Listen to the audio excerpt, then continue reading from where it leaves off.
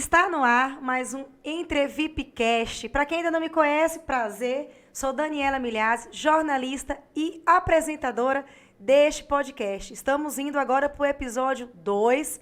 Vamos falar hoje sobre saúde mental. E quem está aqui comigo é a psicóloga Elisete Andrade.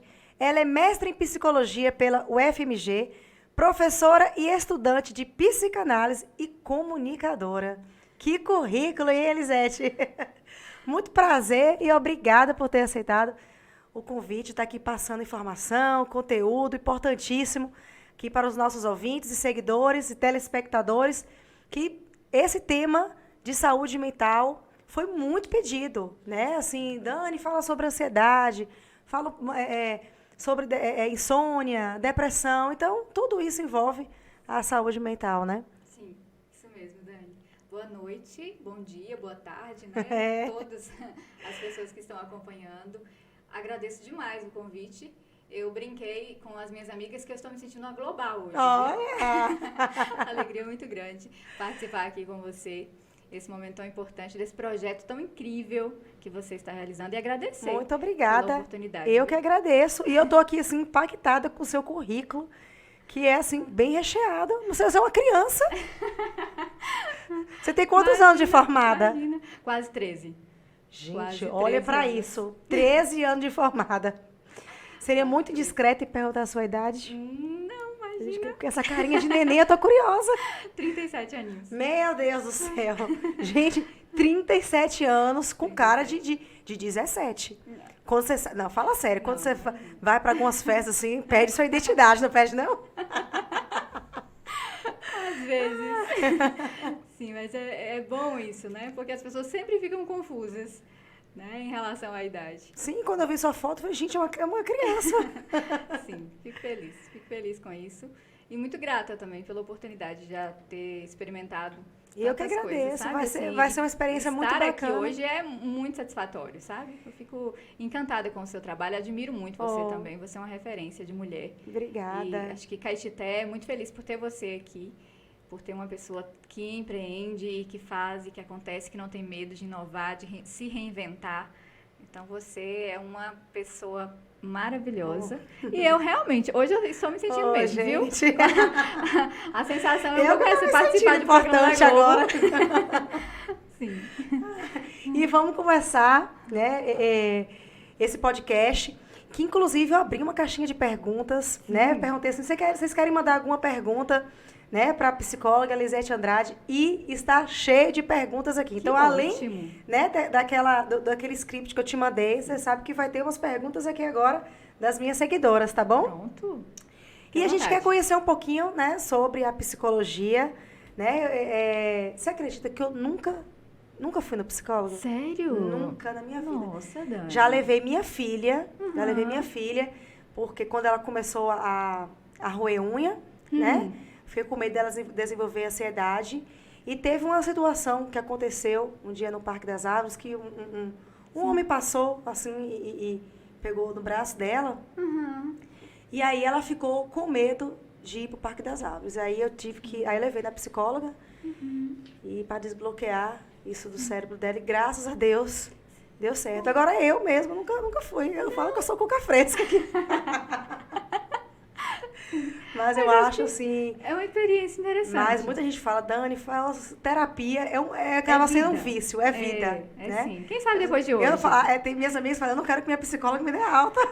Exatamente, eu escuto isso direto. Não vivo, não. Quando eu entro de férias é muito engraçado, né? Porque a gente precisa também. Sim. Tirar um tempo, tirar Com férias. certeza. E aí as pacientes ficam muito, assim, engraçadas, enviando memes, né? Estou surtando, sem você, que dia que você volta, né? Enviando musiquinhas, abandonada por você. Gente. Muito engraçado. E você faz terapia? Faço análise já há mais de 20 anos. Mais de 20 anos. Que psicóloga precisa de terapia, porque não é fácil lidar com tanto, Sim. né, tanto bem caso antes de no começar a consultório. estudar, eu já fazia análise. Comecei bem novinha, viu? Quando ainda nem se falava muito, assim, não tinha, porque há alguns anos, né, 20 anos atrás, não tinha tanta essa importância de procurar. Não, nem profissionais aqui. antigamente tinha um preconceito, né? Você acha que ainda existe? Ainda tem? Ainda existe aquela coisa assim, mas eu não tô doida, eu não tô louca. Por que eu vou fazendo psicólogo? Psicólogo é coisa de doido, coisa de Eu lembro que quando eu era adolescente, né? Engraçado que eu tava comentando com minha tia, aí eu falei assim, olha, eu preciso de uma terapia, né? Aí ela falou assim, que terapia o quê? Psicólogo de pobre é travesseira. Eu não esqueço dessa frase. Então, mas assim, né, como eu também sou da década, né, nasci em 83, então eu vejo esse preconceito mesmo das pessoas mais velhas, né, falar isso é coisa pra doido, principalmente psiquiatria. Sim, tem muito preconceito. Mas eu acho que já tá... Na psicologia também tem. As pessoas não entendem muito como funciona. E aí fala assim, eu vou conversar? Eu converso com um amigo, eu converso no bar, né? Eu converso com qualquer pessoa. Não preciso de um psicólogo para só conversar, como se fosse só isso. Né? Então, mas como é, assim, a primeira sessão de psicoterapia? Pois é, tem muita gente que tem dúvida, né? E fica com medo, às vezes. Tipo, eu vou chegar lá e vou falar o quê? Né? Eu vou chegar lá e, de repente, o que eu falo? O que eu falar, faço? né? Sim. E aí eu sempre respondo assim que é a coisa mais simples. Você só tem que contar um pouquinho da sua história. E aí depois a gente vai direcionando o caminho. Né? Não tem uma regra assim, você tem que falar isso dentro da psicoterapia. No primeiro momento, claro que é natural assim, sentir um pouco de insegurança. E eu acho que é um ato de muita coragem a pessoa procurar um psicólogo. Procurar uma psicóloga, porque você chegar para uma pessoa estranha e falar sobre você é muito difícil, é muito complicado. Então precisa ter muita coragem para isso. Muita coragem. Muita, né? Você nem conhece aquela desabafo. pessoa. Sim, falar das suas dores. E a primeira sessão, o paciente fala mais e você escuta? Ou já tem... Já tem intervenção, sim. Eu não acredito muito nessa coisa do tipo, um psicólogo ou um psicanalista que fica o tempo todo só em silêncio ali, né? Antigamente tinha essa imagem também, esse estereótipo. Um psicanalista é aquele que fica atrás ali da poltrona, né, do divã, só escutando e fale mais sobre isso e nada mais. Não acredito nessa imagem, essa imagem já foi quebrada. A gente fala, a gente intervém, a gente pergunta, e eu pergunto muito, né? A pessoa chega na primeira consulta, eu ajudo a quebrar um pouco o gelo. Então, eu vou perguntando algumas coisas primeiro, até que a pessoa, de repente, ela começa a falar livremente, ela já começa a contar e falar daquilo que não está funcionando, que está doendo, e funciona muito naturalmente. E, de repente, ela acha que a psicóloga é a melhor amiga dela. Como você consegue lidar com isso? Tipo assim, você já sentiu vontade de ser amiga assim, de uma paciente? Ou E quando você é paciente, começa a envolver com mais intimidade com você, te chamando para aniversário, chamando para ir para um barzinho. O que você faz? Porque psicóloga não pode ter uma intimidade com o paciente, né? Tem um limite. A gente precisa ter esse limite. Como fazer Só que pra é lidar com natural isso, ter gente? esse amor, sabe? Assim, na psicanálise a gente vai chamar de amor transferencial. Inclusive, para que o tratamento funcione, é interessante que tenha esse amor mesmo, sabe? Esse vínculo, assim. Então, isso não é ruim, não. É importante que tenha. Só que nós profissionais é que temos que entender que esse amor, na verdade, não é direcionado a nós, a nossa pessoa. Esse amor é direcionado ao saber que o paciente supõe que a gente tenha sobre ele. Então, o paciente, quando ele procura um profissional e ele começa o processo, é muito interessante que ele comece a admirar e a gostar desse profissional, assim, né? A criar uma imagem interessante ali desse profissional, porque na cabecinha dele, o profissional sabe mais sobre ele do que ele mesmo. E isso é natural, só que aí o nosso trabalho é mostrar para ele que não, que ele é que tem as respostas, que ele é que sabe mais dele do que nós, né? Então é um trabalho muito interessante. Esse amor acontece, essa admiração acontece e é bom que aconteça. E é interessante porque isso acontece muito comigo, principalmente com crianças. As crianças, elas ficam apaixonadas. E aí tem algumas mães que são engraçadas, né? Outro dia mesmo eu recebi uma mensagem de uma mãe que eu dei muita risada. Ela virou e falou assim, olha, fulaninho fala de você o dia inteiro, sua Nazaré Tedesco. Aí... Chama de Nazaré Tedesco quando é aquela cena, sim, né? Que na Areoba. Aí eu tô com ciúme, agora eu vou ter que fazer... Nazaré Tedesco? Sim, Nazaré Tedesco. Vou ter que marcar uma psicóloga pra trabalhar o meu ciúme que eu tô da psicóloga do meu filho. Aí eu dou muita risada, assim. As crianças, elas se apegam muito. E elas querem, elas ficam cobrando. Que dia vai ser a próxima sessão? Então, se demora, elas cobram. E como é que faz pra esse desapego? Porque você tem que dar alta. Pois é, aí depois vem. Mas, assim, nesse momento, a gente deixa. Porque a gente sabe que não é com a gente, né? Sim. É com aquilo que a gente oferece ali na sessão. E aí depois, o próprio trabalho da terapia vai fortalecendo o paciente, a paciente, né, criança ou não, para que ele dê conta de seguir sozinho. Eu gosto muito de usar um exemplo, Dani, que a psicoterapia, a análise, é uma viagem. É como se fosse uma viagem. E aí, o psicólogo, o analista, ele é o passageiro, ele não é o motorista. O motorista é o paciente. E essa viagem é muito interessante porque, assim, vão encontrar diversas coisas no caminho, muitos desafios nessa estrada, muitas questões. E o analista, o psicólogo, vai ajudar, vai orientar. Mas ele não vai dizer o que fazer. Quem dirige é você. Quem está no controle, quem está na direção é o paciente, sabe? Então, em alguns momentos vai ser necessário olhar para o retrovisor, olhar para o passado, revisitar algumas memórias. Em alguns momentos vai ter que parar, né? Ter que olhar algumas coisas, ter que olhar como é que está a estrada, analisar direitinho, analisar o próprio carro, né? Analisar o próprio corpo e ver direitinho como é que está. Então, assim, é uma viagem, essa viagem. Só que a gente não diz assim, a gente pode até falar em alguns momentos, olha, tem um buraco ali na estrada, mas você escolhe, você vai passar? Ou você vai, né, desviar, você tá vai pegando mudar. atalho, você tá no caminho exatamente. certo. A gente vai só apontando, sinalizando. A gente não diz assim, olha, tem um buraco e você não vai passar ali. Não. Se você quiser passar, você vai ter que arcar com a consequência disso também.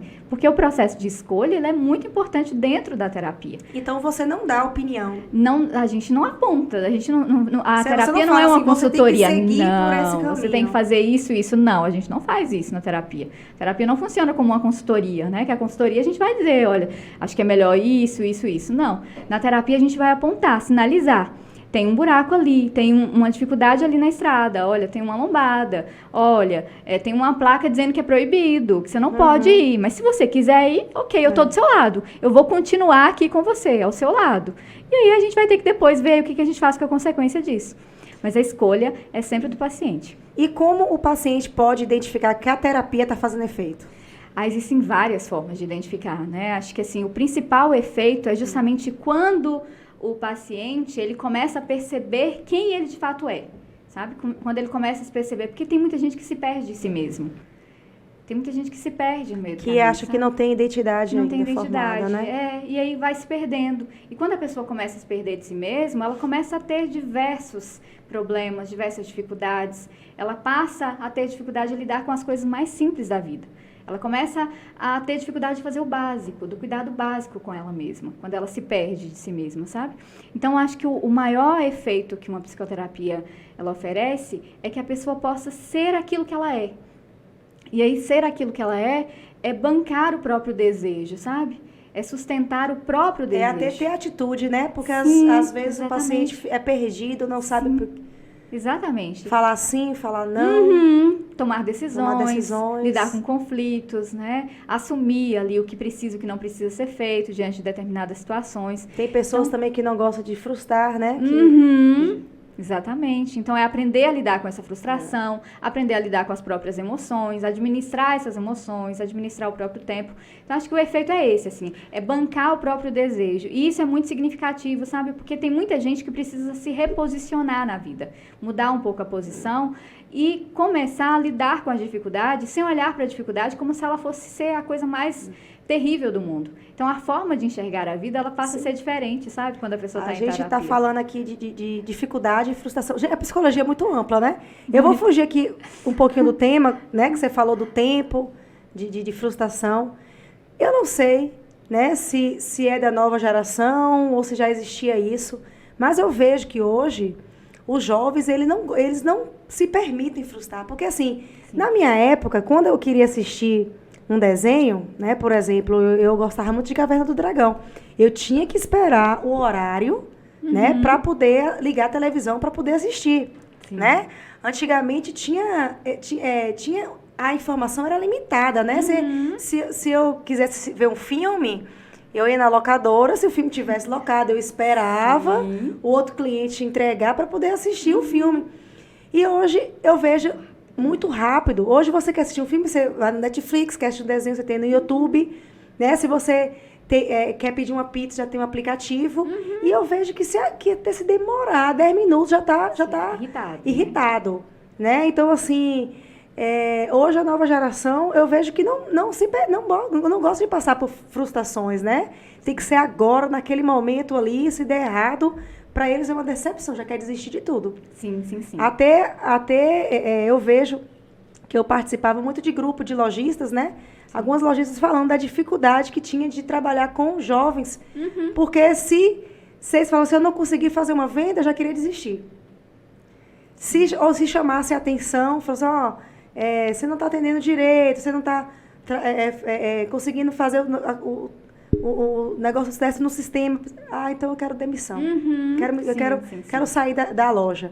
Sim. Então, isso era uma queixa muito frequente. E a mentora, né, do Lojista de Sucesso, do curso Fazer, fazia isso. Vocês têm que saber conviver com essa nova geração, que é uma geração que não pode passar por decepção, não tolera. Exatamente. Isso é uma dificuldade. Assim, eu atendo muitos adolescentes, muitos jovens. É um público que eu atendo demais. E os pais se perde o primeiro vestibular, já quer desistir, já quer... E às vezes nem chegou no vestibular ainda, assim, nas próprias provas do ensino médio, isso já é um problema, já é uma questão. Tem uma intolerância à dificuldade, tem uma intolerância à frustração. E isso é péssimo, né? Porque a gente está criando pessoas mais fracas, mais difíceis de lidar. Porque a vida é feita de frustrações, de emoções. Né? De emoções, exatamente. A gente não consegue tudo que a gente quer o tempo todo e a gente precisa aprender a lidar com isso, né? A vida não é uma maravilha o tempo todo. Essa coisa da positividade tóxica também é um problema, né? Porque como se tudo tivesse que estar em harmonia o tempo todo. Eu acho que as pessoas também veem a vida perfeita no Instagram, né? Não sabem dos perrengues que a gente passa. Exatamente. Né? Fora da vida virtual. E esses jovens têm se alimentado muito disso. Eles se alimentam demais. Tipo assim, olha como a vida dela é perfeita, a minha não é. A minha não é. E isso já é um motivo, né? Para automutilação, né? Para ansiedade, crise de ansiedade e para outros problemas. Porque o jovem, ele está muito no limite, né? E é uma fase muito complicada mesmo, porque nem é criança e nem é adulto. Fica ali, né? Suspenso. Não tem uma identidade ainda. Está formando uma identidade, está criando, participando de grupos, entrando em grupos, alguns com muita dificuldade de interação também. Então, tem diversos fatores aí que contribuem para isso. Os pais precisam ficar muito atentos. Você já pegou algum paciente que teve uma crise de choro? Já. Já, vários. De pânico durante a sessão? Vários. E o que você fez nesse momento? Inclusive adolescentes, sabe? Você chama o pai ou você consegue lidar ali? Não chamo ninguém, não. Tento lidar ali, administrar ali. Normalmente, quando isso acontece, eu sempre tenho na minha mesa, na verdade eu carrego na minha bolsa, um pacotinho de lenço. Já é um costume, assim, carregar um pacotinho. Tem um lenço lá, eu ofereço lenço, ofereço água e deixo chorar. Eu acho que o melhor lugar para chorar é realmente numa sessão. Ali é o lugar mesmo, para chorar, para colocar para fora, exatamente. E acho que é importante abrir esse espaço para que isso aconteça.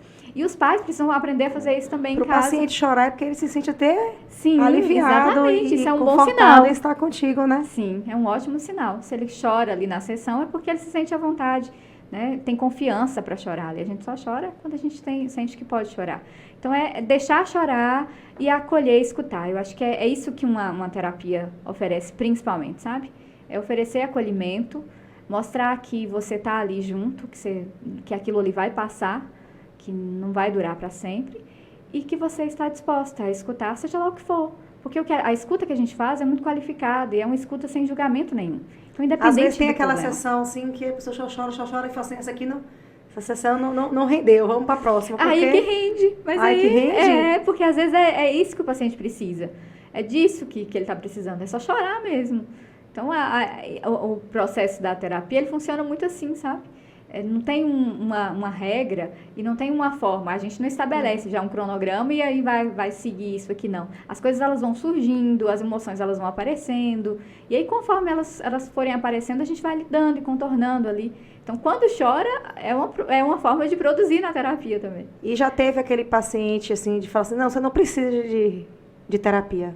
Já também, assim, não precisa, mas assim, você não... Ou então recebe alta com mais sessões, rápido, né? Mais rápido. Sim.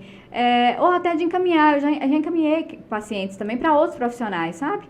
Ou porque às vezes eu achava que aquele caso ali era mais específico e talvez aquele outro profissional pudesse ajudar mais, já aconteceu. E isso é muito comum na categoria, sabe? A gente ter saber reconhecer isso também, de perceber, olha, não, esse caso aqui é um caso muito específico, de uma patologia muito específica, de um transtorno muito específico, e tem profissional, né, o colega tal, trabalha mais nessa área, vai ajudar, vai contribuir muito mais. Inclusive, tem uma seguidora, Laís Crespa, que mandou na caixinha de pergunta qual é o seu tipo de abordagem, né? Se é a terapia cognitivo-comportamental, se é a psicanálise. A psicanálise. Eu trabalho com a psicanálise. Sim. E a psicanálise de Freud? Como é? A psicanálise lacaniana. Mas a psicanálise freudiana, né? Porque o próprio Lacan falava que ele era freudiano, então é a psicanálise de Freud também. Sim. E aí é interessante, porque a forma de abordagem, ela vai direcionar o tratamento de uma forma diferente também. Quando você me pergunta até assim, né, como vai ser a primeira consulta, a primeira psicoterapia, né, que na psicanálise a gente vai chamar de análise, e na análise a gente trabalha muito com associação livre. Então, não tem um script, a gente não segue um roteiro, sabe? Vai ser assim, assado. Não, fala o que vier. Fala o que está te causando hoje, aquilo que hoje está te incomodando, aquilo que tá vindo aí. Então, deixa fluir, deixa aparecer, porque é disso que se trata, sabe? A gente entende que se isso é que está vindo, é porque isso é importante, isso precisa ser tratado. Muito bom. Vamos falar agora, né, vamos entrar no tema saúde mental. Eu fiquei chocada que eu li que, recentemente, a pesquisa apontou que o Brasil tem a população mais ansiosa do mundo, né? Como pode o país da alegria, o país do carnaval, ter a população mais ansiosa do mundo, gente? Isso é real, né? E cada vez mais a gente vê pessoas falando, né? Que tá com crise de ansiedade, que está ansiosa, né? A gente vê isso com frequência, mais dentro da família, celebridades, né? Falando isso abertamente também nas redes sociais. O que eu quero saber é se isso é um mal da nova geração ou se já existia, né, e a gente não tinha diagnóstico, a gente não conseguia identificar direito. Já existia, sempre existiu ansiedade, sempre existiu depressão, só que antigamente a gente dava outro nome para isso, né? Muitas pessoas colocavam que era uma questão exótica, uma questão esotérica, uma questão mística, até mesmo uma questão religiosa. A pessoa estava com depressão e falava, tá com algum mal. Falta de Deus, ou tá com algum demônio, ou tá possuído, né? Se a pessoa tinha esquizofrenia ou alguma psicopatologia mais grave, normalmente era isso. Né? É falta de Deus, inclusive, demônio. Tem igrejas que falam que tira a depressão. Você acha que é a fé ou não existe? Eu acho que a gente tem que entender assim, né, Dani? Cada um coisa, na sua especialidade, cada né? coisa no seu lugar, cada coisa no seu lugar. Eu acredito muito que a fé, ela contribui no tratamento. Eu não tiro a importância da fé. Acho que é super importante a pessoa ter uma espiritualidade, a pessoa buscar isso, independente de religião, independente de qualquer coisa. Acho que é super válido, mas a terapia afirmar, mesmo, né? Afirmar que vai trabalhar. Sim, afirmar que é possível curar, é possível libertar só com a fé, só com algumas sessões lá de descarrego, ou sei lá, né, os nomes que dão para isso. Eu acho que é um pouco de responsabilidade até. A gente tem que ter muita responsabilidade quando a gente fala de saúde mental. O profissional da psicologia precisa ter responsabilidade para saber até que ponto também que é o limite, sabe? Reconhecer até aqui a terapia ajuda, mas depois eu preciso também da intervenção de um psiquiatra, preciso da intervenção de um outro especialista. Então, entender o lugar de cada especialidade, entender o lugar de cada coisa, isso ajuda muito. E acho que já existia, hoje intensificou ainda mais, as pessoas estão sofrendo muito com a ansiedade, estão sofrendo demais. Muito. Mas, assim, quais são os fatores, né, que contribuem para essa crise de ansiedade? Existem diversos fatores. A gente pode pensar, tem fatores genéticos, tem os fatores também sociais. Então, depende muito da pessoa, como ela está vivendo ali, a rotina dela, o trabalho, como ela se organiza no estudo. A vida da pessoa, ela diz muito, sabe?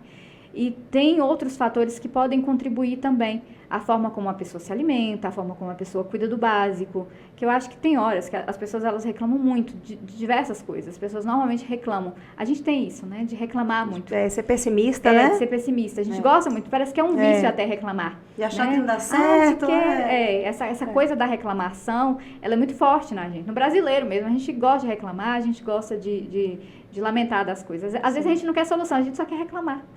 A gente gosta muito. E aí, ficar nessa posição muito de reclamar de tudo o tempo todo, isso pode ser muito perigoso, né? Porque pode desencadear uma ansiedade por conta disso, porque a pessoa ela começa a entrar num ritmo ali da vida, como se ela estivesse brigando o tempo todo, em conflito o tempo todo com a própria vida.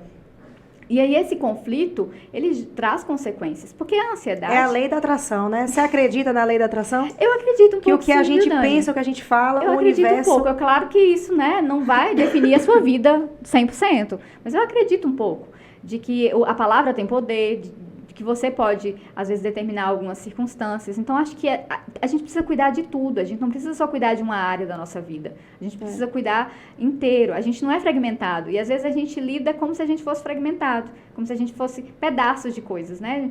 Órgãos separados. Não, a gente é um todo. E precisa entender a saúde dessa forma, né? De forma integral. E a ansiedade, ela aparece muito nesses momentos, assim. Então, são diversos fatores. E acho que hoje, principalmente hoje, no momento que a gente está vivendo, o excesso é o principal fator. Aí, excesso de trabalho, excesso, às vezes, de comida, excesso, vício, sabe? Diversos excessos. Compulsão, de telas, exatamente. Redes sociais. Você acha que o uso de telas das redes sociais pode agravar ainda mais a ansiedade? Nossa, demais. Até em adulto? Muito, até em adulto. Porque o que é a ansiedade? A ansiedade é uma emoção natural. Todo mundo tem ansiedade. E a ansiedade, ela é ótima. Porque ela faz a gente correr, às vezes, e se livrar de riscos. A ansiedade, ela evita a gente entrar em perigos, em situações de perigos. Então, é aquele sinalzinho, sabe? Que quando a gente está numa situação ali, liga o alerta. Cuidado, não vai pisar aí, porque senão se você pisar nesse negócio, você vai cair. Então, até que ponto a ansiedade é boa? A ansiedade é boa, porque ela mantém a gente vivo. Aquela coisa de estar ali, de vivenciar momentos, sabe? De estar entregue ali a alguma situação, de poder aproveitar. A ansiedade é uma emoção natural, uma emoção normal. Que bom que a gente tem ansiedade, porque ela livra a gente de algum perigo. Se vê um cachorro aqui agora, entra um cachorro pitbull aqui, a gente não vai ficar parada, não. Você faz? Não. A gente vai se movimentar. Então, a ansiedade, a emoção... A gente sente medo, nervoso. Faz a gente se movimentar diante de uma situação de perigo. Só que a ansiedade em excesso, ela vira um problema, né? Aí ela se torna um problema. E aí, nesse caso da tela, a tela faz você ficar em estado de alerta o tempo todo. Como é que isso pode ser bom? Estar em alerta o tempo todo, viver em estado de alerta. Porque a tela, ela acende isso no nosso cérebro. É como se a gente tivesse que ficar em alerta o tempo todo ali, ligado o tempo todo. E isso faz um mal muito grande. Não só um mal cognitivo, mas um mal em todas as áreas, porque acelera o seu pensamento também. E a ansiedade é esse pensamento acelerado, como se você não conseguisse controlar seus pensamentos. E aí, consequentemente, inibe a produção da melatonina, né? E aí a pessoa ela não consegue desligar, não consegue dormir. Ela não desliga. Então, o excesso de tela é extremamente prejudicial. Então, levar o celular para a cama, então, terrível. Então, quem está fazendo terapia mesmo para crise de ansiedade, você já... Você dá um alerta. Olha, não usa o celular. Eu sempre pergunto, né? Como é que é o uso do seu celular? E aí a pessoa fala assim, eu uso o tempo todo. Eu pergunto, você consegue ficar sem o seu celular algumas horas? Normalmente não. O celular, ele hoje parece que ele faz parte do corpo da pessoa. Né? Ele não é mais um acessório que você... Não, ele parece que é parte ali. Você não consegue sair sem o celular. Se você sai sem o celular, você volta. E até esse excesso de informação acaba... causa ansiedade. Causa ansiedade. Muita ansiedade. Excesso de informação. Excesso e principalmente de tudo, criança. Né? Pensei, uma cabecinha que está com HD limpo. Pois é, prejudica demais. E vendo informação TikTok mesmo, eu acho que prejudica muito. E o TikTok é mais perigoso ainda porque são informações aleatórias. Diferentes, né? Você tá vendo uma coisa, depois você tá não tem uma sequência. Outra. Então, assim, tem gente até que brinca, fala bem assim, o TikTok faz o meu humor ficar oscilando. Porque, de repente, tem um vídeo ali que me emociona, me faz ficar chorando. Aí, daí a pouco, já tem um vídeo rindo, humor. Aí, daí a pouco, uma informação de culinária. Então, assim, são informações aleatórias de diversificadas e isso interfere no nosso cérebro. Nosso cérebro ele precisa de uma organização, até para aprender coisas novas. Então, o excesso de tela, ele prejudica também na aprendizagem. Então, tem muitas crianças que estão tendo dificuldade de aprendizagem, crianças que estão tendo dificuldade de atenção, de memória, por causa do excesso de tela. Eu mesmo, assim, depois da Helena foi na psicóloga, acho que tem 2 anos, mas assim, ela melhorou muito. Que bom. Muito, inclusive o uso do celular. É muito pouco mesmo. E às vezes eu vejo o pai falando assim, que essas crianças de hoje estão tudo inteligentes, hein? Já sabe mexer em celular, eu não sei... Eu não acho que a criança está inteligente, eu acho que isso está causando... um adoecimento. Um adoecimento mesmo. Está deixando a criança antissocial, está deixando a criança com a memória lenta, né? Sim. Então, baixa concentração. Então, a criança não está inteligente porque já sabe mexer. Administrar a tela Administrar ali, né? a tela, já sabe procurar o desenho, né? Sim, sem falar nos riscos, né?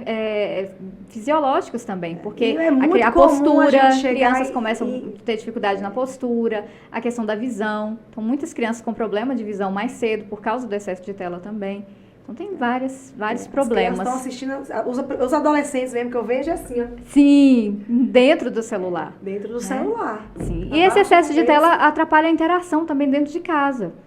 Você já deve ter visto ou ouvido falar de pessoas que chegam em casa depois de um dia de trabalho e cada um fica no seu celular, no seu mundinho. E geralmente a culpa não é, fala assim, aquele menino não sai do celular, minha filha não sai dentro do quarto, mas quem educou? Assim, os pais. Porque os pais também não saem do celular. Sim. Né? Então, assim, se não sai do celular, aí o filho vai fazer o quê? Eu vou pegar o celular também. Né? Que minha mãe e meu pai também não saem do celular. Sim.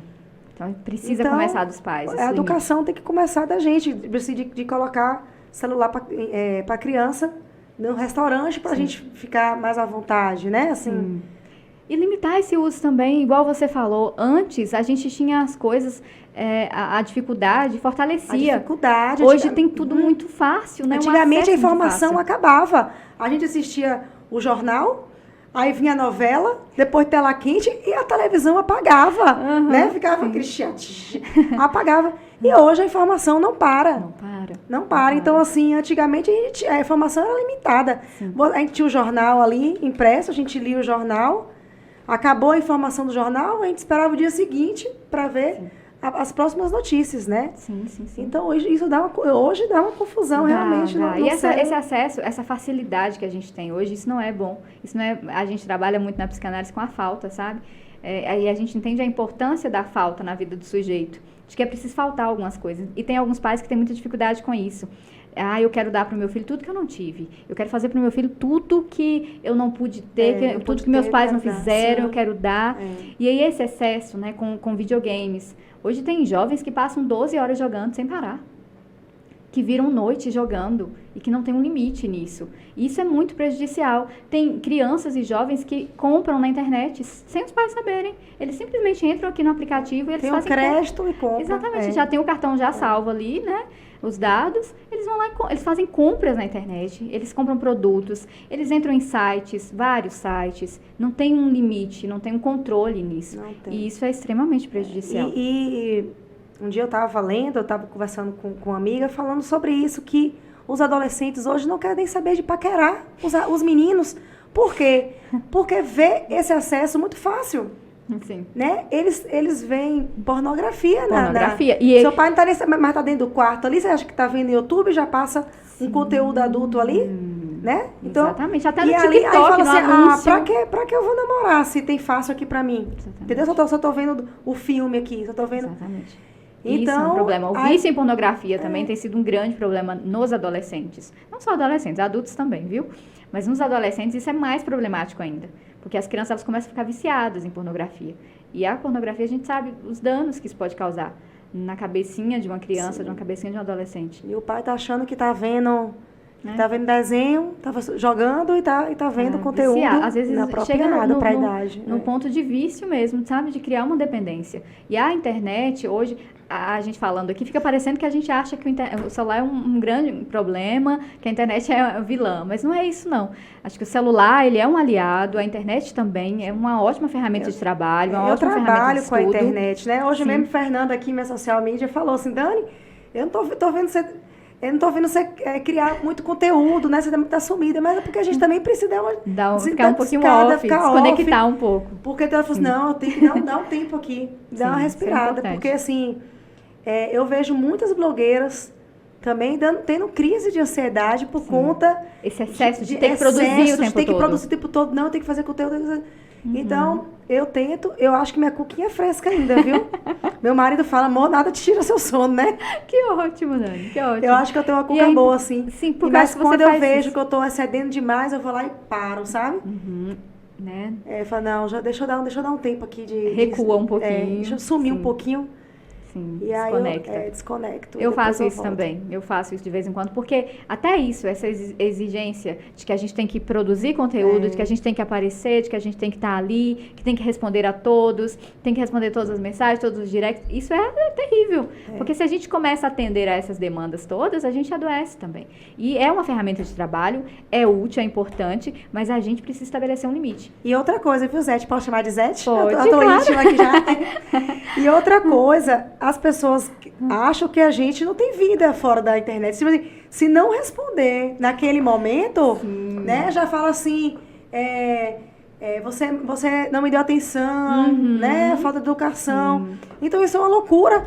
Às vezes eu tô ali comendo, a pessoa tá mandando mensagem, eu não respondo, aí tá mandando interrogação. Eu falei, gente, calma aí, que a gente tem uma vida fora do Instagram. A gente tem filho, tem marido, tem casa, tem que fazer feira. Tem corpo. Né? Tem corpo, tem que ir pra academia. Sim, então, exatamente. uma Mas loucura. É a gente que tem que estabelecer esse limite. Porque tem gente que reclama, né? O celular, a internet tá acabando com minha saúde mental, tá acabando com a minha vida. Você é que precisa controlar. Acho que tudo na vida é assim. Você que coloca o limite. Dinheiro. O dinheiro em excesso faz muito mal. Não, você que vai estabelecer. O dinheiro não pode mandar em você. Você é que determina ali o dinheiro. Exatamente. Mesma coisa com o celular. Você vai estabelecer qual é o limite. Você vai estabelecer. Eu tô me controlando isso, porque eu fico muito com o celular. Né? Às vezes a pessoa manda uma mensagem pra mim no WhatsApp.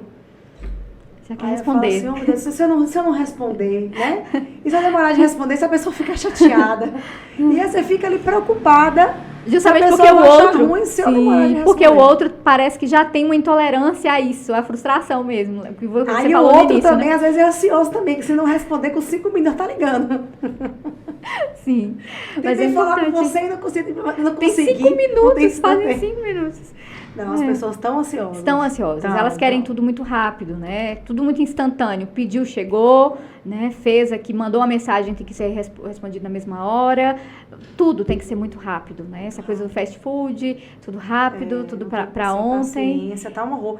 E o que a gente pode fazer para promover esse autocuidado, né? Pra gente conseguir ter uma boa saúde mental no dia a dia. Tem o skincare da Mint, que como tem da pele, tem da mente também. O skincare da mente é muito básico, sabe? Não tem a dificuldade que tem da pele. Eu acho que a pele é mais complexo, né?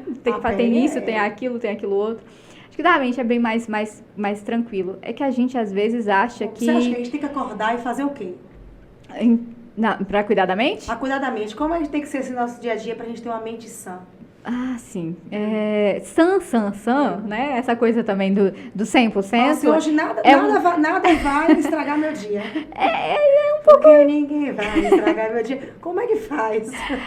Acho que 100% não, tá? A gente não vai criar uma expectativa muito alta nos espectadores, porque 100% não dá pra ter. E acho que ter saúde mental é justamente isso, a capacidade de você aprender a lidar com aquilo que também não funciona. Então, não é que sua vida vai ser perfeita. Ligar. Exatamente, é aquela coisa, né? Tipo... Você não vai te chatear, né? Mas vem não ligar. Exatamente, olha, mas não vê. Ter essa capacidade, essa resistência de lidar com as coisas também.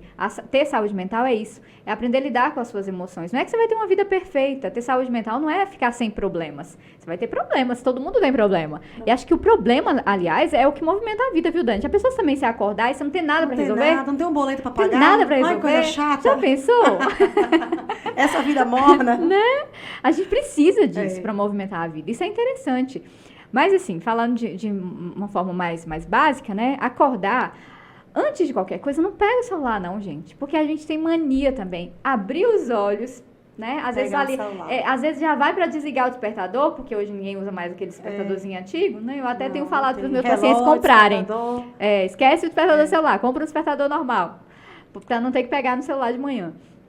Aí o paciente vai lá e pega um celular, um bendito celular, e aí já vai olhar as notificações. Deitado na cama. Às vezes eu falo assim, que oração? Acabo que nem vejo as horas que eu entro no celular. Deixa eu ver que oração. Pronto. Aí eu tô no celular, vejo tudo, mas não vejo as horas. Exatamente. Aí já começa. Olha as notificações, e aí já vai, aí daqui a pouco já tá vendo os stories, os status, e aí já vê uma notícia, nossa, alguém morreu, meu Deus, aí já começa aquele sentimento de... Aí já vê uma fofoca, uma coisa ali, aí você já fica impressionada com a coisa, ou seja, você já sobrecarrega a sua mente, já ainda deitado, você nem acordou ainda, sua mente nem acordou, e você já coloca 1000 informações, 1000 coisas ali, problemas, às vezes tem alguém que tá te pedindo alguma coisa, que você poderia resolver depois, mas aí você já pega aquela informação naquela hora, isso já te aborrece, já levanta já irritado, estressado. Então, primeira dica, não pega o bendito celular, deixa o celular lá, desliga só. Vai pro banheiro, escova os dentes. Não, calma, não levanta assim não. Aí tá vendo, já tá rápida demais. Fica na cama um pouquinho. Deitado ainda, repara como é que você tá. Escuta seu corpo, começa a prestar atenção como é que você acordou. Como são as suas emoções. Se você acordou tranquilo, se você está feliz. Agradeço a Deus pelo dia. Sim, ótimo. Mais um dia. Agradecer, né? Mas antes faz esse exercício, sabe? De analisar como estão as suas emoções. É rapidinho. Só fecha os olhos assim um pouquinho e começa a prestar atenção. Qual a emoção que hoje prevalece aqui em mim, né? Qual a emoção que está no meu coração? Como é que está o meu coração? Escuta um pouquinho as batidas do seu coração. Sente a vida pulsando dentro de você ali um pouquinho. O sangue circulando, a respiração, o ar entrando. Sentir um pouco como é que você está. Isso não precisa durar uma eternidade. Alguns segundos, até, né, quem quiser ficar um pouquinho mais, alguns minutinhos ali. Depois levanta, senta na cama e aí sentado você escolhe se você vai fazer uma oração, você vai agradecer pelo dia, porque é mais um dia, mais uma oportunidade. Com certeza você terá problema ali naquele dia, dificuldade, mas você vai poder lidar com aquilo também, você tem condições de lidar, você está acordando. Então respirar um pouco, agradecer e aí começar, né, o dia. Tem gente que faz uma meditação ali mesmo sentado na cama, outras pessoas preferem já ir fazer, né, os seus cuidados ali, cuidado da higiene. É porque tem gente que também que já acorda atrasado, né? Já acorda atrasado. E isso também é uma questão. Bota o despertador pra tocar. Sim. 6, 6h30, 6h40, 6h50. A tal da soneca, a tal da soneca, que é um problema para a saúde mental. E isso aí, faz um mal pensa danado. que não, só tem 10 minutos para ir pro trabalho. 10 minutos para fazer tudo. E aí 10 minutos não vai dar para fazer tudo, é uma ilusão, você vai chegar atrasado. E aí se você chegar atrasado, você já fica ansioso. Já fica ansioso, já fica agitado. Então, antes mesmo a gente precisa fazer esse cuidado com o sono, que a gente vai falar um pouquinho disso daqui a pouco, de gerenciar melhor esse tempo. Então, se você precisa estar no trabalho às 7, como é que você vai colocar para despertar às 6h30 e ficar deixando soneca ficar ali? Já vai tomando conta. A gente já acorda afobado, já né? Acorda afobado, já acorda angustiado, agoniado, e aí não vai conseguir ter um dia tranquilo mesmo. Tem gente que acorda de mau humor? Por isso. Porque a pessoa ela já acorda já assim, ela já acorda, já olha o celular, já vê que tem um problema ali, ela já fica irritada, estressada, e aí ela já vai descontando em todo mundo que estiver na frente também. E pronto, ela já acorda de mal ali com a vida, né? Ela não para. Tem pessoas que acordam de mau humor mesmo, que só vai assim, depois que toma um café, vai relaxando, que vai começar. Mas tem gente dá um sorrisinho e melhorar o dia. Tem vários motivos, né? Tem gente que de fato está de mau humor porque está com alguma questão psicológica mais grave. Quando eu trabalhava em Vitória da Conquista, eu tinha um colega assim, que chegava de manhã e falava, bom dia, fulano. Ele, bom dia só se for pra você. Tá vendo? Tem gente que eu já levava na brincadeira. Ia. Aí depois pronto. Quando eu ia chegando 10h30, 11h, o humor já mudava. Ninguém podia abrir a boca para falar com ele. É porque tem gente também que é mais noturno, tem gente que é mais diurno, então tem isso, essas questões também atrapalham. Tem gente que de manhã tá pelo dia, aí já acorda. Que de manhã já tá com aquele humor. Então a importância de ter esse cuidado logo cedo, sabe? De controlar isso. Eu brinco até vai no espelho, olha direitinho pra você quando você acorda no espelho, conversa um pouquinho com você. Eu né? postei esses dias, você já olhando no espelho, já falou, bom Sim, dia, gostosa. Sim, exatamente. Bom dia, você tá linda hoje. Olha como é que você tá maravilhosa. Não, e é impressionante, quando a gente se arruma, a gente tem um dia maravilhoso, tudo dá certo, né? Sim, Fala assim, hoje eu vou me arrumar, vou fazer uma makezinha, vestir uma roupa, o nosso dia fica maravilhoso. Pois é, mas agora, se a gente sai pra trabalhar de cabelo sujo, né? Se bota uma roupa qualquer, nada rende. Verdade. Fala sério. Verdade. Tem que ter uma vaidade, né? Pra gente. Tem sim. Porque quando a gente faz a unha, a gente já melhora o humor. Sim. Quando a gente vai pro salão, escova o cabelo, fala, ai meu Deus, agora sim. Não é? Sim, mas isso então, faz parte, tem autocuidado. Tem gente ainda que vai no desmantelo, Sim, né? sim. E não se arruma, não se cuida. Pois é, esse Passa autocuidado. Um batom, gente, o autocuidado. Sim. Já melhora o nosso bom humor. Exatamente. Ou seja, o nosso dia vai ser mais feliz, né, Nancy? Exatamente, você vai se sentir melhor. É. Acho que e isso é importante nesse processo de autocuidado, né? De olhar no espelho, de reconhecer. E às vezes, assim, tem gente que acha que a autoestima é a gente olhar e a gente se sentir sempre linda. Tem dias que a gente não acha que a gente tá linda. Não. Mas mesmo assim a gente se aceita. É. Mesmo assim a gente fica bem com a gente. A autoestima tem a ver mais com o interior do que até com o exterior. Da gente saber assim, hoje eu não tô tão legal, não tô tão fotogênica, porque às vezes tira ali 10 Hoje fotos, eu não tô todas afim pra foto. todas ficam horríveis. Mas tudo bem, né? Apesar disso, eu me amo, apesar disso, eu me aceito, apesar disso, eu vou fazer. Tem a ver com isso. E claro que essa parte de cuidar da pele, cuidar do cabelo, cuidar Fazer da uma roupa, atividade física. fazer uma atividade física, isso é essencial. Isso, assim, faz parte do autocuidado. E é o básico, que às vezes a gente não faz, de cuidar, de tomar água. Tem gente que não toma água e fica querendo milagre. Fica querendo que Deus opere milagre e a pessoa não consegue tomar água durante o dia. Então vai tomar sua água. Toma água, aprende a fazer xixi. Tem gente que não faz xixi na hora certa, que leva a vida ali, vai empurrando, sabe? E vai adoecendo Não por causa alimenta disso. na hora certa. Não alimenta na hora certa. Tem gente que não tira tempo, uma pausa ali durante o dia para descansar um pouquinho. Então tem gente que não consegue fazer o básico e às vezes fica querendo que a vida aconteça num milagre, que as coisas operem ali sem um esforço. E a gente precisa se esforçar para cuidar da gente. Se você não faz isso por você, vai ficar muito difícil, porque o outro não vai fazer. Porque o outro não vai fazer. Não então vai a gente tem fazer. que fazer a nossa parte, né? Exatamente. Autocuidado tem a ver com isso. É você, não é o outro, não. Né? Autocuidado é você cuidando de você. Então, tenha essa responsabilidade de fazer o mínimo, de se mimar de vez em quando. Acho que o autocuidado também tem a ver com isso. Aí tem mulheres que falam, né? Não posso pagar salão. Faz uma hidratação em casa. Faz em casa, faz as unhas em casa. Exatamente. Eu escovo o cabelo, eu mesmo escovo meu cabelo. Exatamente, pois é. Eu mesmo escovo. Aí, tá vendo? Escovo o cabelo, faço. Hoje foi Ju que tá fez lindo, aliás. feliz hoje. Ju, um beijo, meu amor. Ju Souza fez minha make, meu cabelo. Mas assim, no dia a dia, exceto quando eu vou numa festa, né? Que aí eu pago a maquiadora, vou no salão. Mas no meu dia a dia, eu mesmo escovo meu cabelo. Sim. Eu mesmo faço minha maquiagem. Só não consigo fazer a unha, porque eu sou canhota e eu sou meio desastrada. Tem que ter um limite também, né?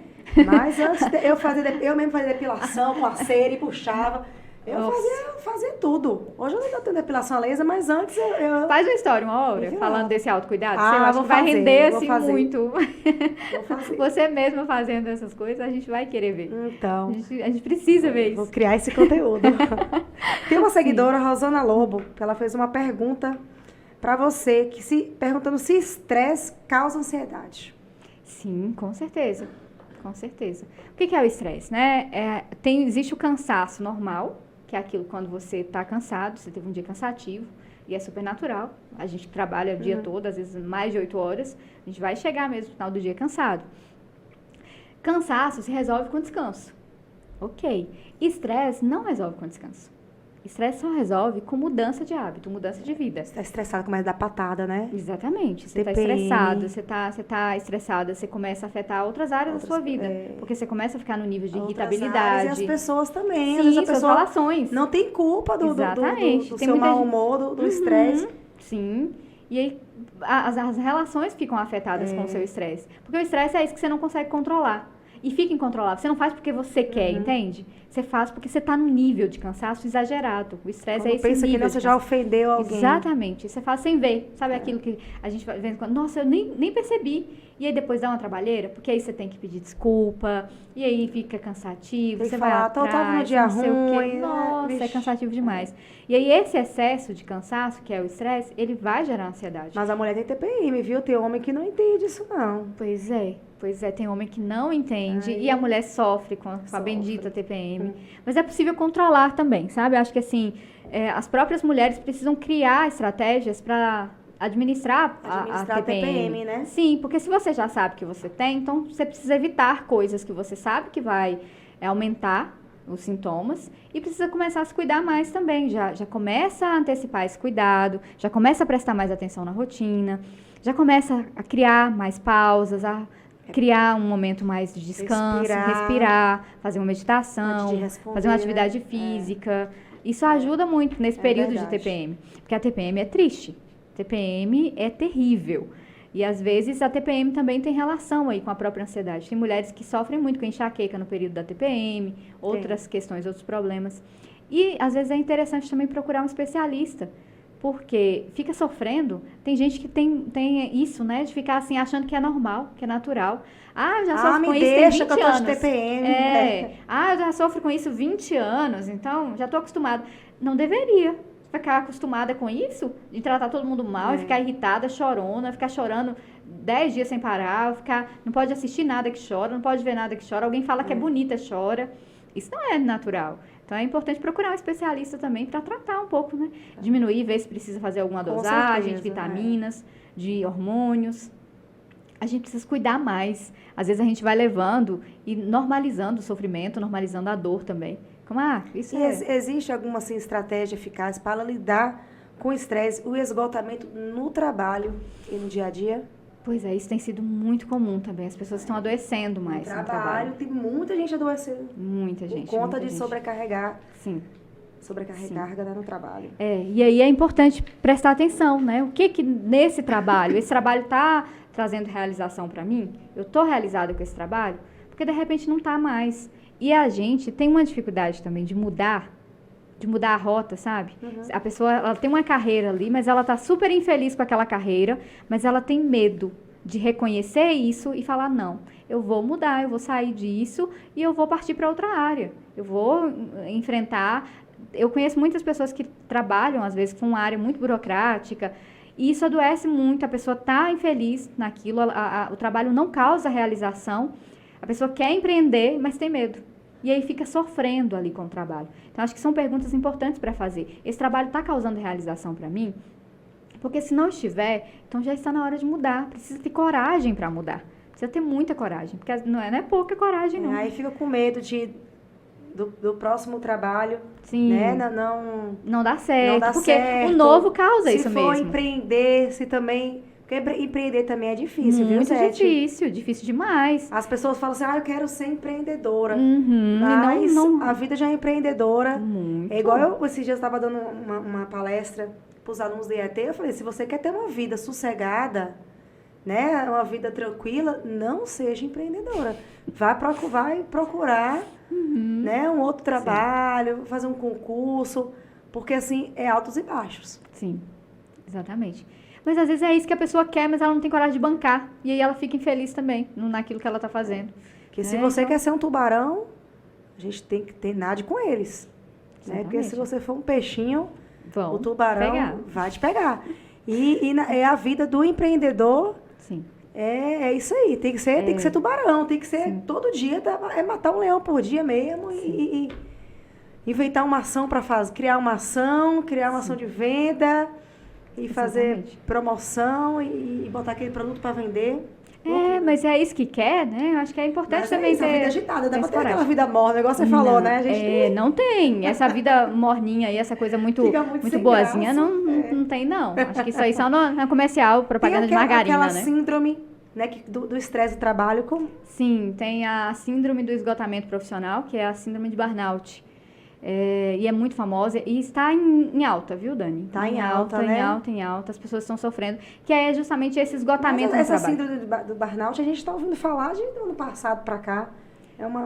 Pois é. Mas é um diagnóstico novo? Já tem um tempo, né? Mas agora que entrou para o CID e que está reconhecendo mesmo como uma doença. E como é que a gente consegue... Desde 2011, se não me engano. E como é que a gente consegue identificar que a gente está com essa síndrome? Quando existem alguns pilares aí. Um dos pilares, eu até mencionei aqui, que é isso, quando você não consegue mais perceber realização naquilo que você está fazendo. Quando você percebe que não tem uma realização ali. E quando você começa a perceber que tem um esgotamento mental. Você está esgotado mentalmente, você não consegue... Quando você pensa no seu trabalho, você fica irritado. Você acorda de manhã, você não se sente cansado. Você se sente exausto, você não quer ir para aquele lugar. E aí tem gente que começa a ter crises para não ter que ir com medo. Você acha que essa questão de ter que pagar meta, né? De falar assim, sim, você isso tem é uma adoecedor. meta, isso está causando muita ansiedade. Isso não tá? também é adoecedor. Mas não é só isso. Acho que em outros trabalhos que não tem essa coisa da meta também, também pode gerar esse adoecimento. E dentro desses pilares, né, do esgotamento, da exaustão, dessa falta de realização, tem um outro pilar que é a despersonalização. O que é isso? A pessoa ela começa a perder a identidade por causa do trabalho dela. Ela não se sente mais quem ela é ali naquele trabalho. Começa a ter uma perda de identidade. Ela começa a sentir uma outra pessoa ali. E isso afeta várias áreas da vida dela. Ela começa a ficar triste demais, triste por períodos longos, infeliz. Aquilo que eu falei, de acordar e não querer ir para o trabalho. Às vezes triste, que vai ter que deixar o filho para ir para o trabalho. Sim, isso afeta A mulher também. sofre mais, né? A Sofre. mulher, ainda mais mulher, mãe. Sim, as mulheres, elas têm sofrido muito com burnout. E, inclusive, tem o burnout da maternidade também, né? Que é esse esgotamento da maternidade. Porque a maternidade, ela causa esse esgotamento também. Então, a gente já tem discutido o burnout dentro da maternidade, além do burnout dentro do trabalho. Mas ainda sobre o burnout no trabalho, é super importante a gente começar a prestar atenção, porque às vezes também a gente vai normalizando, mas isso é trabalho é assim mesmo, trabalho cansa mesmo, mas tem um limite. A gente precisa começar a prestar atenção nesses limites, no limite do nosso corpo e principalmente no limite da nossa mente, porque a mente adoecida, ela dá diversos sinais, começa a ficar chorando demais, isso que você falou, de ter que cumprir metas, ter que cumprir prazos. Então, isso tudo é muito adoecedor para as pessoas.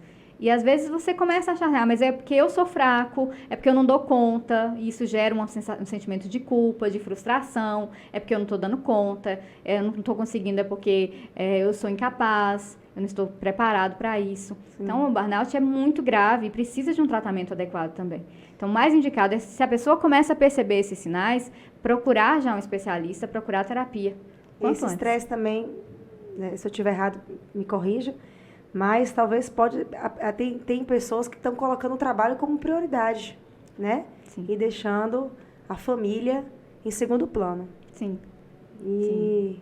Com certeza. Isso é um dos fatores, E né, eu acredito que, em primeiro lugar, a gente tem que ter Deus, a família, e depois o trabalho, Sim. né? Exatamente. Então, tem gente que não está conseguindo administrar isso. Sim. É porque complicado. Leva o trabalho para casa, acaba não dando atenção para a esposa ou para o marido. Sim. Aí o filho também acaba ficando no celular porque, né, os pais não têm tempo, porque tá levando o trabalho para casa. E é complicado administrar mesmo, porque se a gente for olhar, a gente passa mais tempo no trabalho do que em casa. A gente passa mais tempo do nosso dia no trabalho. Exatamente. Por isso que a gente tem que trabalhar com o que a gente gosta. Exatamente. Porque a gente fica a maior parte do tempo no trabalho. Trabalhando. Exatamente. E aí saber administrar isso. O trabalho precisa ser algo, claro, ele vai trazer ali um retorno financeiro, mas ele precisa trazer um prazer, uma realização também. Não faz sentido você se matar no trabalho, você ficar horas no trabalho e aquele trabalho não trazer essa realização. Então, esse excesso de trabalho que você coloca, ele é super importante. E é importante analisar. Será que eu estou excedendo? Será que eu tenho excedido em horas, em tempo? Às vezes as pessoas levam o trabalho para casa. Sim. E ficam parte do tempo ali trabalhando. Né? Não vai almoçar em casa para poder continuar no trabalho. Exatamente. Até que ponto vale a pena fazer isso? Porque isso pode causar um adoecimento. E o adoecimento do burnout é muito grave. E é importantíssimo, assim, prestar atenção nesses sinais, prestar atenção na saúde mental, porque o próprio burnout, ele tem sintomas depressivos. Então, tem muitas pessoas que entram numa depressão grave por causa do burnout. o início E às vezes coloca a culpa em outra coisa, mas não sabe identificar ainda que é o trabalho, né? Porque é difícil. Às vezes a pessoa ela trabalha de CLT ali e aí ela vai falar que ela está adoecendo por causa do trabalho. Mas como assim, né?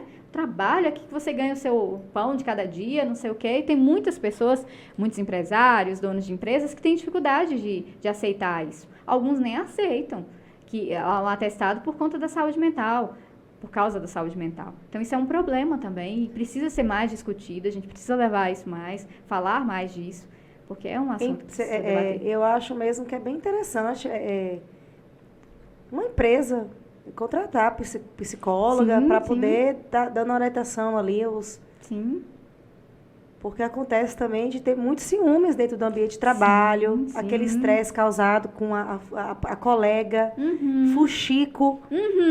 Muitos problemas de relacionamento, inveja. Sim, às vezes uma querendo prejudicar a outra. Uma competição muito... Competição. Sim, essa competitividade acirrada demais. E às vezes a própria empresa fica colocando isso, né? De que fulano é melhor. Para premiar o melhor o funcionário do mês, né? Exatamente. Isso é adoecedor. Eu já recebi casos assim que a pessoa muito doente por causa disso. Tem 12 meses e eu não consigo ser a funcionária do mês. Eu não consigo ser premiada de nenhuma forma, eu não consigo bater a meta.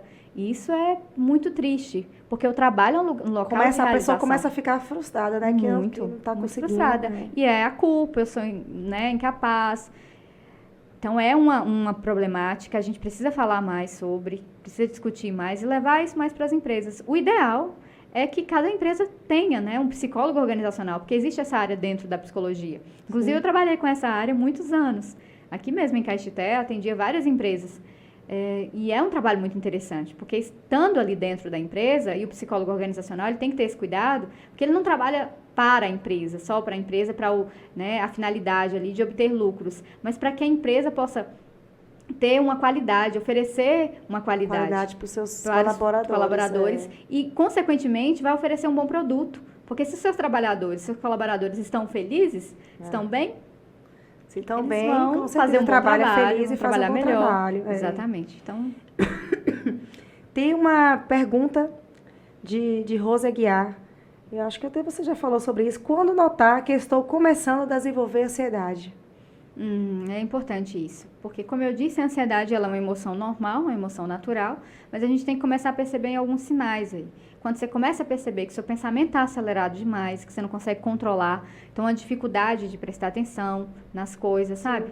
O pensamento é muito rápido e às vezes pensamentos negativos demais. Então você começa a pensar e a ter medo de algumas situações. A gente fala sempre que a ansiedade é excesso de futuro. Então você começa a ficar muito preocupado com aquilo que ainda não aconteceu. E esse excesso de preocupação com as coisas é um sinal de ansiedade. Ficar preocupado demais, se ocupar antecipadamente. A preocupação é isso, né? É um sinal da ansiedade. Ficar com esses pensamentos muito acelerados.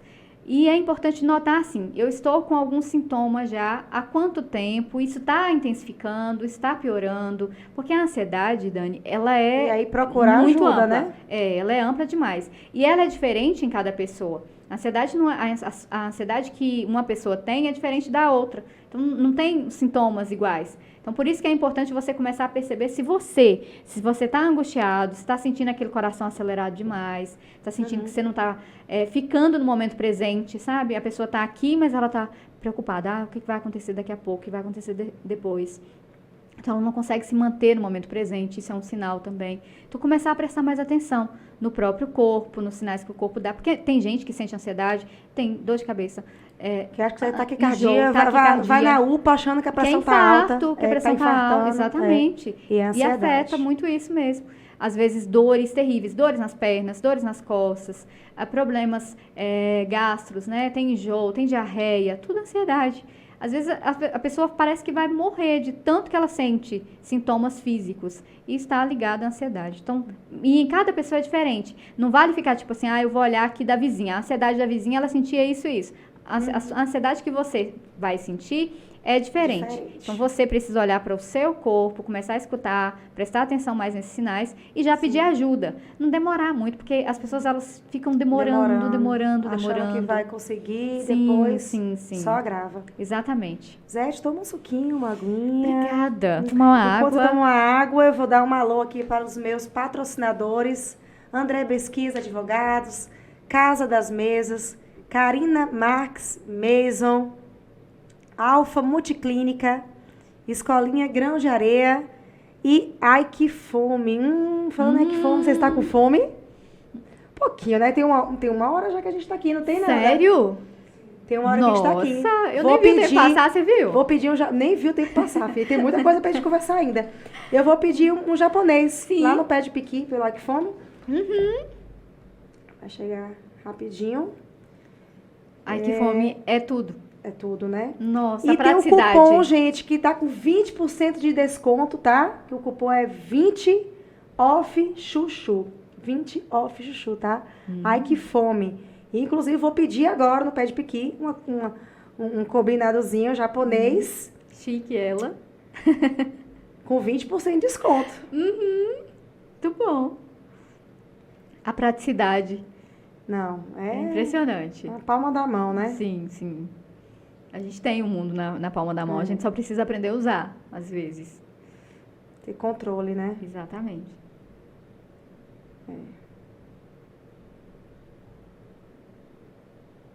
Daqui a pouquinho tá aqui. Pronto. Cupom 20 off chuchu, tá? Ai Que Fome. Quem não tem o aplicativo ainda, baixa o aplicativo, que você vai ganhar aí 20% de desconto também. Eu ganhei, você vai ganhar também. Rosi, Ana Paula quer saber como não descontar a ansiedade na comida. Falando em comida. Falando em comida, né? Como não descontar a ansiedade na comida. Eu falo que eu não sou ansiosa. Mas, assim, às vezes eu tô comendo muito. Né? Assim, eu falo assim, aquela cumilância. Aí eu falei, gente, será que eu tô ansiosa? Né? E não sei, porque assim, tem dia que eu tô... Sim. Tem época que eu tô comendo assim, igual uma doida mesmo. Sim. Desvairada. Mas é interessante. Talvez eu tô Presta ansiosa e atenção. não tô sabendo, né? Exatamente. Talvez seja Passando um sinal. talvez um período ansiosa. Sim, talvez Tem seja. como ter um período ansiosa e não ter depois Tem passar? sim, tem sim. Às vezes a fase, tem um processo de mudança. Por exemplo, até aqui, é um projeto novo, então isso pode causar alguma alteração aí no seu próprio sistema. Isso E pode como é que gerar uma faz ansiedade. pra gente não Pra não descontar. É engraçado, né? Porque assim, fala aí É difícil, né? Comer é bom demais, gente. Comer dá prazer. Mas tem mais coisa por trás disso, sabe, Dani? Assim, não é tão simples assim, faz tal coisa e você não vai descontar na comida. Acho que é importante identificar por que você faz isso e entender a sua relação com a comida. Que relação é que você tem com a comida? De amor. Todo dia eu falo, obrigado, Deus, obrigado. Falo, ai, meu Deus, que delícia. Não, quando eu tô comendo... Sim, é uma relação de prazer. Ave então, Maria, é um prazer. Sim. Mas é até o todo prazer, mundo em ele casa. precisa ter um limite, né? Até o que é. prazer precisa ser limitado, porque senão a gente fica gozando o resto da vida, e aí também é ruim, né? Agora falando em ansiedade,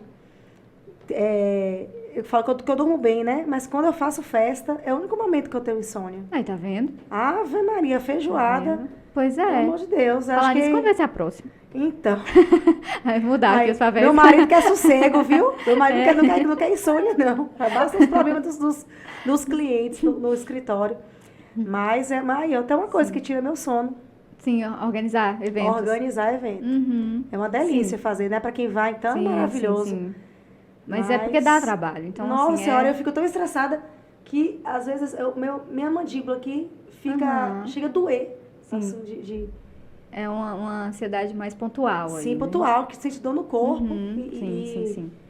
Não consigo dormir, sabe? Sim, mas aí é importante observar também, porque Porque a envolve forma de muita lidar... gente. Pensa aí, você faz uma festa para 1.000 pessoas, são 1.000 pessoas, né? Esperando tudo do bom e do melhor no evento. Pois é, mas é isso. Em determinadas situações é natural. Se você vai fazer uma coisa nova, uma viagem, algo novo, a gente também tem que entender que o nosso corpo vai reagir de forma diferente. Criança, então viaja, minha filha. Eu tenho que falar pra Helena assim no dia, bora viajar, porque pois senão... é. Mas é falar com natural essa antecedência, ansiedade aí. Não é uma coisa, fala nossa, muito precisa ansiosa. tratar isso. Porque a gente é assim, a gente é emoção também. Não tem como não. Você vai realizar um evento para muita gente, muitas pessoas, a responsabilidade, isso, claro que isso vai gerar alguma coisa, né? Agora, em relação, voltando para a comida, acho que é importante pensar essa relação que a pessoa tem com a comida. E aí, para não descontar, estabelecer limites também. E tudo começa com hábito, sabe? Às vezes a gente quer já ter resultado, assim, uma mágica. Me dá um remédio aí, alguma coisa, tudo tem que ser muito rápido, muito, né, instantâneo. E não é instantâneo. Para você não descontar na comida a sua ansiedade, primeiro você tem que tratar a sua ansiedade, né? A primeira coisa, o ideal seria esse. Procurar a terapia mesmo para tratar. Inclusive, hoje a gente percebe que quase todos os transtornos alimentares, as compulsões alimentares, têm relação com a questão emocional. Então, muitas vezes, você precisa voltar, ao invés de você fazer um tratamento ali com um nutrólogo, com uma nutricionista, você precisa voltar e tratar primeiro suas emoções. Fazer uma terapia com um psicólogo até para entender ali. Por que a sua relação com a comida é tão assim desenfreada? Será que você teve alguma questão lá na infância que gerou algum trauma, algum bloqueio? Por que a comida está nesse lugar assim tão grande? Tão... E ainda tem isso, né? Porque pode ser trauma, ou uma crise financeira, ou uma crise no relacionamento. Sim. Diversas questões. Então, é importante fazer essa análise aí, identificar e tratar, se for o caso. Mas de forma prática, para não descontar, então procura criar hábitos mais saudáveis. Coloca limites. A gente, às vezes, tem dificuldade de colocar limites na gente, né? E você precisa aprender, acho que antes de liderar outras pessoas, antes de liderar coisas, você primeiro precisa aprender a se liderar. Né, a liderar o seu tempo, a liderar a sua mente. E isso é muito importante. Começar a impor limites ali. Eu vou comer, eu estou ansiosa, mas eu não posso sair abrindo a geladeira e comendo tudo. Se eu estou ansiosa, eu estou chateada por causa de alguma coisa, eu vou resolver essa coisa e não descontar na comida ou descontar em alguma outra coisa. Porque tem gente que, pior do que comida, desconta em cigarros, drogas. Sim. Então, a gente precisa começar a resolver as coisas com as pessoas responsáveis, os donos das coisas. Se você está frustrado com o seu trabalho, resolva no trabalho. Sim. Nossa cabeça é nosso guia, né? Então... Exatamente. E às vezes a gente fica distorcendo ali, né? Por isso que a gente vai descontando. Sim. Desconta em uma coisa aqui, desconta outra coisa. A compulsão, inclusive, por compras, né? Essa compulsão por compras, essa necessidade de comprar o tempo todo. Descontar. Nas compras, da ansiedade. Exatamente. Então... Thelma quer saber... Pessoas, lugares, cheiros, até mesmo objeto, pode gerar crise de ansiedade? Pode gerar crise de ansiedade. Mas aí é que tá, isso também é muito singular, porque é de cada sujeito. Isso pode gerar em uma pessoa, porque ela pode ter tido uma vivência... Mas lugares talvez é fobia, não? Sim. Ou é a mesma coisa? Uma fobia é porque a ansiedade, existem vários tipos de ansiedade. E a fobia é um dos tipos de ansiedade. Existem diversos tipos de ansiedade. O toque, por exemplo, é um tipo de ansiedade. O pânico também é uma ansiedade. O pânico já é uma fase avançada da ansiedade. O pânico já é um medo exagerado. A ansiedade é uma espécie de medo, é um tipo de medo. O medo já é um avanço, já passou de um limite da ansiedade. Mas existem vários tipos de ansiedade. E a fobia social, é um tipo de ansiedade. Então, é essa coisa do ambiente. De repente, se você está em um ambiente, está fechado ali, você não consegue lidar bem. Às vezes, você tem dificuldade. Tem gente que tem muita sensibilidade a vozes, ruídos, muita gente falando ao mesmo tempo. Então, isso gera ansiedade. Às vezes, cheiro, como ela colocou, né? Isso pode gerar também ansiedade, porque te remete a alguma situação, às vezes traumática, ou alguma situação que você vivenciou que não foi legal. Então, tem vários fatores. Sim, e esses fatores podem encadear. encadear. Se eu vivenciar um amigo ou familiar tendo uma crise de ansiedade ou de pânico, o que eu tenho que fazer? Pois é, né? Muita Como gente é que eu vou pergunta fazer isso. para relaxar? Muita gente pergunta isso, assim. E a primeira coisa é a pessoa ter calma. Porque aí tem gente que começa a ficar nervoso junto com o paciente. Tem algum telefone, igual tem, diz que 190, não tem... Então, para a campanha agora do suicídio, a gente tem, né? Que é o CVV, Centro de Valorização da Vida. Mas aí é casos mais graves mesmo, que a pessoa já... Ela tá pensando, ela tá com ideação suicida. Eu vejo um... Pra ansiedade, o que eu pânico, faço pra relaxar, gente? Aí você tem Isso que... é interessante, hein? Porque... Sim, e tem muita gente que fica sem saber, eu faço o quê? Tem que ter os primeiros socorros. Sim. A primeira coisa é você manter a calma. você tentar se acalmar. Você não vai apavorar junto com a pessoa. Se ela está tendo uma crise, e também não fica pedindo para a pessoa ter calma. Não vai resolver. Não fica naquela, acalma, calma, calma. Não vai resolver. Ela não está nem te escutando muitas vezes. Dependendo da intensidade da crise, o paciente nem escuta, não consegue nem escutar. Trava ali, ele não está conseguindo escutar muita coisa, não. Então, melhor a fazer é manter a calma. De repente, você pode oferecer um copo d'água. De repente, você pode ajudar a pessoa a respirar. Você pode segurar na mão dela. Se ela tiver com crise de ajudar. ansiedade, ela vai estar o quê? Com palpitação? Ela vai estar... Existem diversas crises de ansiedade. Tem gente que tem crise de ansiedade e começa a vomitar. Tem gente que tem crise de ansiedade e começa a se morder. Começa a se morder, começa a querer se machucar. Tem gente que tem crise de ansiedade e começa a chorar de forma compulsiva, assim, começa a chorar excessivamente. Tem gente que tem crise de ansiedade e fica irritado, começa a agredir, né? Bravo, exatamente. Então, tem várias crises de ansiedade, mas o mais importante ali naquele momento é você mostrar que você está presente. Então, tentar contato visual, olhar nos olhos, tentar mostrar que você está ali, você falar isso, inclusive, olha, eu estou aqui, eu estou com você, falar repetidamente, eu estou aqui, eu estou com você, fala o que eu posso fazer para te ajudar, o que eu posso fazer para você se acalmar. E aí, se a pessoa não conseguir falar, é porque ela não está te ouvindo. Então, se ela não está te ouvindo, não vai adiantar muito você falar, você segura nas mãos da pessoa, tenta segurar, e aí vai ajudando ela a respirar. Vai segurando, vai tentando acalmar. Em casos mais leves, você pode ajudar a pessoa a distrair, pode chamar para fazer alguma coisa, pode levar para fazer outra coisa. Em casos mais graves, é tentar amenizar ali a crise, ajudar ela a acalmar o mais intenso da crise. Em alguns casos, acalmou a crise mais forte, aí leva para um centro médico, porque é o mais indicado. Porque provavelmente ela vai precisar de uma orientação médica. Se ela ainda não faz nenhum tipo de tratamento, vai precisar iniciar um tratamento. Mas é ter essas orientações assim. Às vezes abraçar, sabe? Às vezes tô aqui, abraçar, comigo, tô aqui, né? Vai passar. Mostrar para a pessoa que aquilo não vai durar. Então, você pode repetir isso às vezes.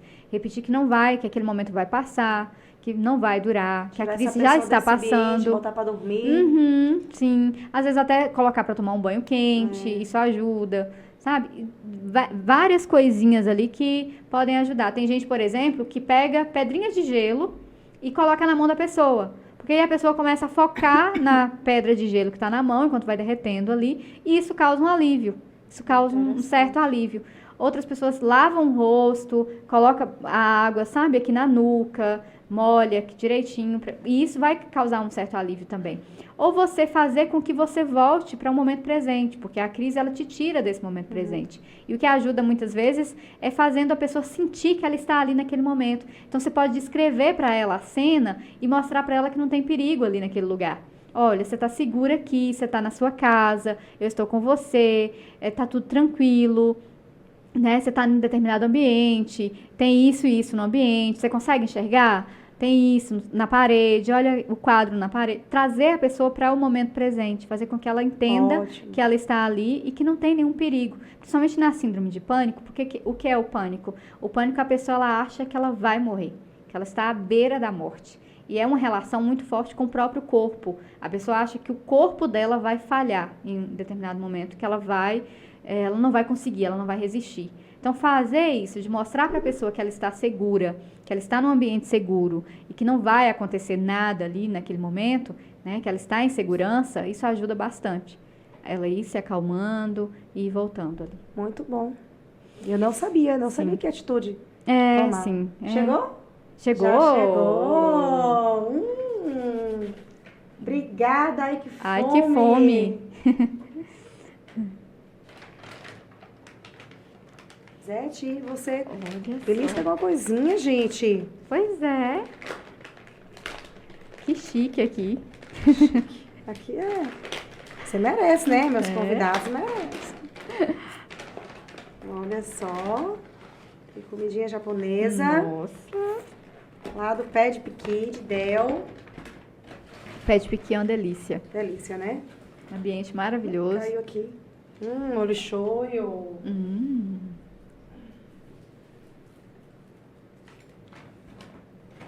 Tem mais coisa aí. Mais coisinhas. Mas cadê o... Será que veio só um? Nada. Só? Deixa eu tirar uma foto aqui pra... Registrar.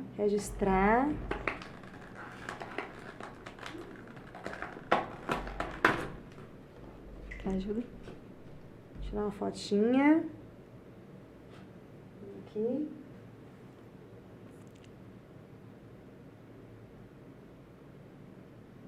Pronto.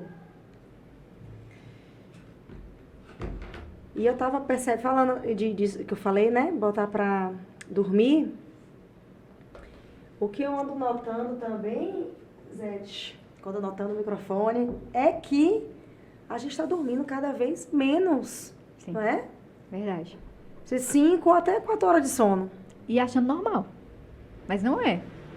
Como a falta de sono pode afetar, assim, negativamente a saúde mental e emocional?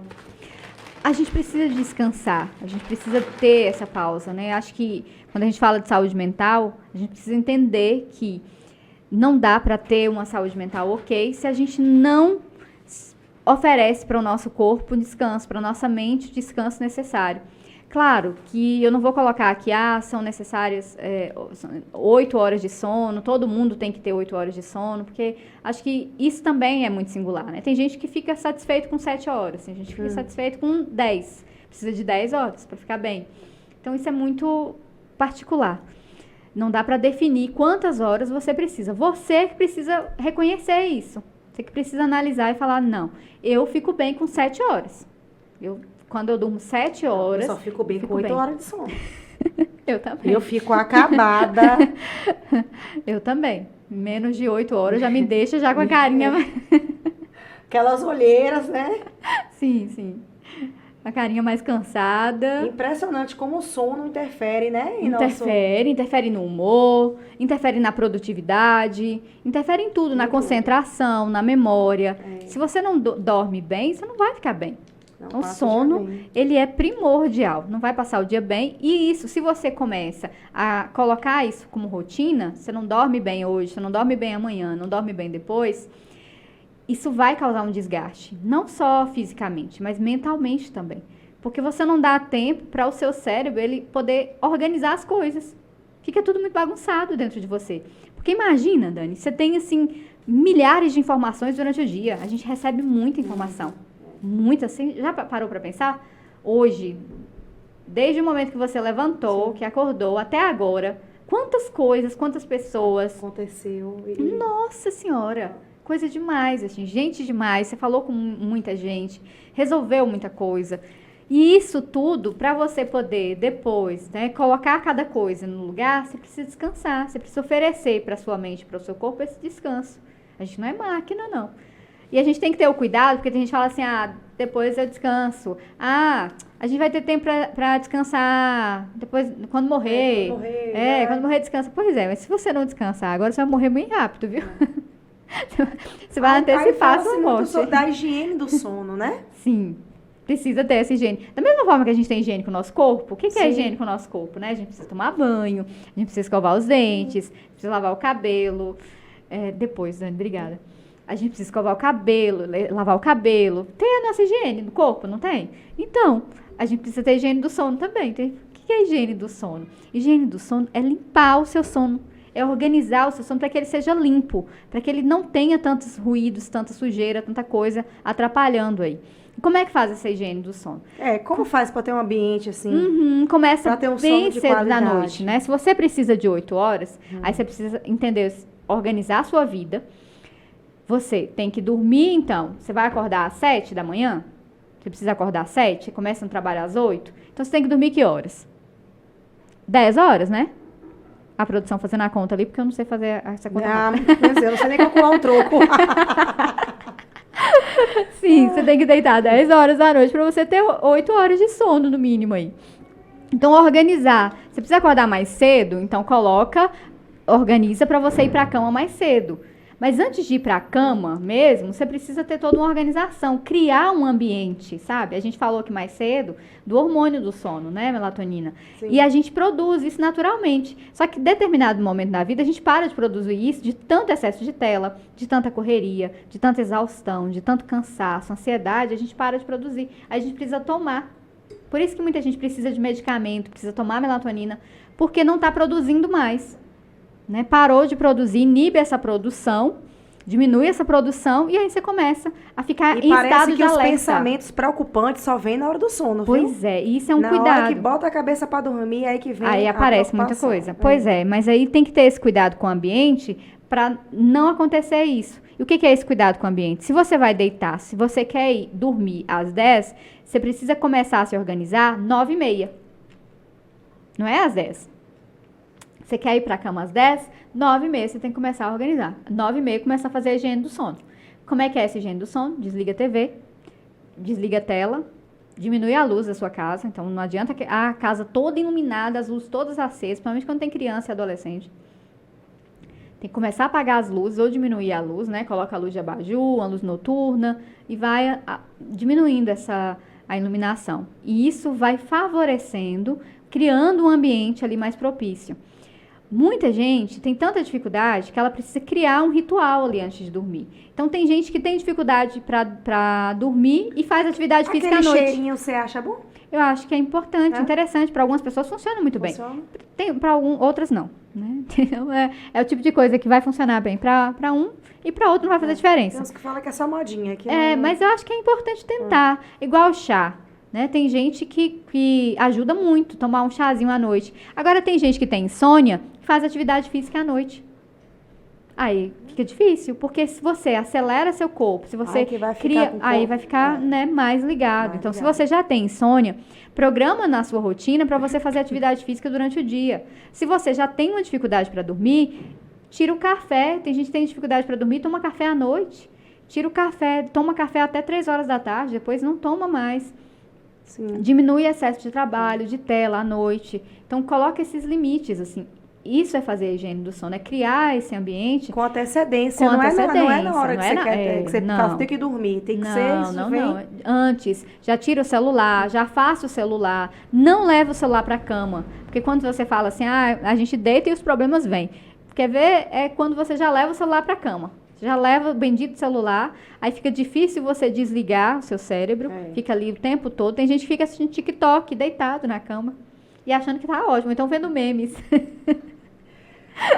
Tem muita gente se identificando, com certeza, eu gosto viu? de ver besteira, viu? Pois é, assim, eu percebi. Filme mesmo aí, agora, quando você riu. Filme mesmo de comédia. Eu gosto, porque eu falo assim, gente, minha vida... Então, hora que eu falo, minha vida tá tão...